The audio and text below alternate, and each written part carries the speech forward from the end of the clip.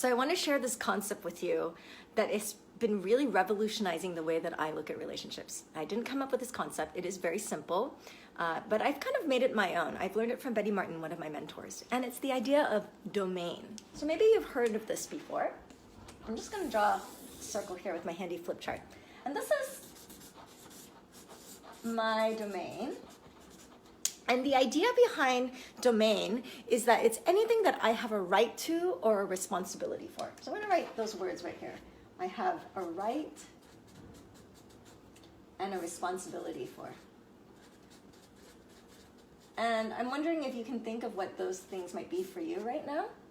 I came up with some ideas. So for me, some of the things that I have a right to or responsibility for are my thoughts, my actions, my feelings, and along with that goes things like my desires, my boundaries,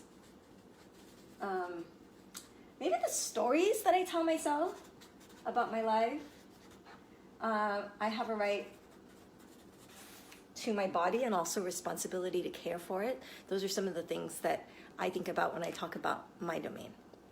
So this is just my domain, right? And let's say there's you, and you're over here, and you've got your domain too. So all those same things, your thoughts, your actions, your feelings, your desires, your boundaries, what you do with your body, the stories that you tell yourselves, those are all the things that are within your domain. So I love this concept of domain because it's so empowering. It's this idea that I am sovereign. I love this word because I feel like I'm a queen. I'm sovereign in my life and that I have power in these things. A lot of times I notice that like I try to make my feelings or the things that are happening to me somebody else's domain, and that's where a lot of suffering happens. And just to elaborate a little bit on this concept of domain right now, there are things that are outside of either one of our domains. Maybe we have influence on it, but these are things like maybe our histories, like how we grew up, our childhood, stuff like that. Maybe the socio-political and maybe the economic climate as well. That's kind of outside of my domain. I can maybe influence the climate, but it's really not within what I have a right to or responsibility for. Also, our privilege and status and class, that's not something that I have any control over. That's sort of outside. It's swimming outside in the soup here. Okay, so what does this have to do with relationships? Really, I have noticed that any time that I come into conflict or messiness or struggle and like some form of like suffering that is a little unnecessary in relationship, it's because I've tried to jump outside of my domain and try to control somebody else or try to control something outside of myself that is actually not within my right or responsibility. So when I am in a relationship with somebody else, we never actually cross over in our domains. It's not like I get to jump into this person's world and then get to dictate their thoughts and actions and feelings. Really what happens is that we create this subdomain right here. We call an agreement, or maybe you can call it a relationship. And within this, we can impact the relationship by what we bring in our domains. And it's also impacted by whatever is going on outside of our control between us as well. But we kind of come together and we say, okay, we're responsible for these things. I'm responsible for my thoughts and feelings and actions, but I'm also going to make requests and so on and so forth. Okay, this is all sort of conceptual, and I kind of want to ground it in something that's a little more real right now. The aha that I had around domain and what it has to do with dating happened recently when I found myself in a relationship dynamic where I was doing the thing that we are taught to do, which is to manage how another person feels about us. So I'm developing this new friendship with this person, and I noticed myself watching how much I texted them, watching how I showed up, how often, how not so often. And I noticed there was this sort of game playing dynamic that goes on that we do in dating relationships sometimes. And the thing we're taught to do is to play hard to get. Because if we play hard to get, then the other person will be more enticed by us and are going to be hooked. You know, there's a little bit of like, almost like emotional manipulation in there in the sort of game playing that we're doing. And when we're doing that, basically what we're saying is that we're trying to be in charge of this other person's desire, this other person's feelings and thoughts.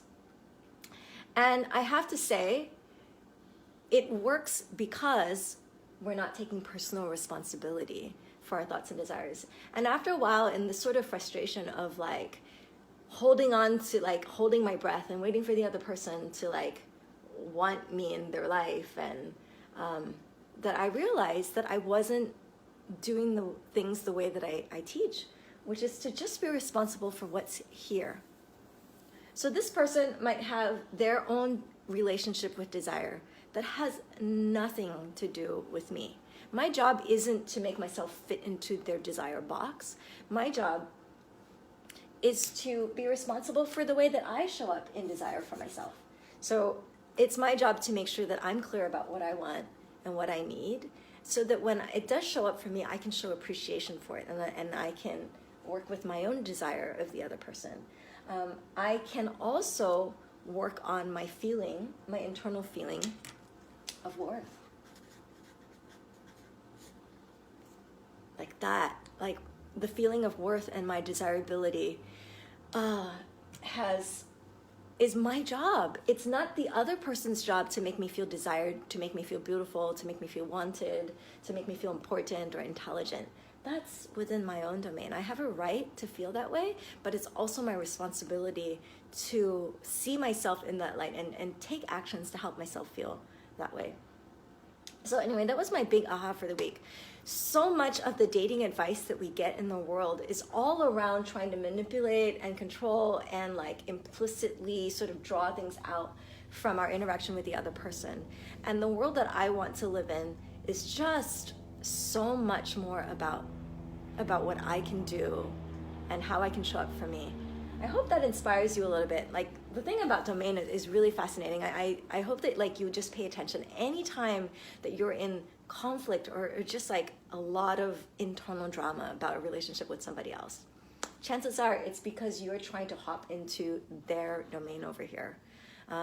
If you're familiar with the drama triangle, the sort of dynamic between the rescuer, the victim, and the perpetrator, those are examples of how we sometimes try to exert control outside of ourselves.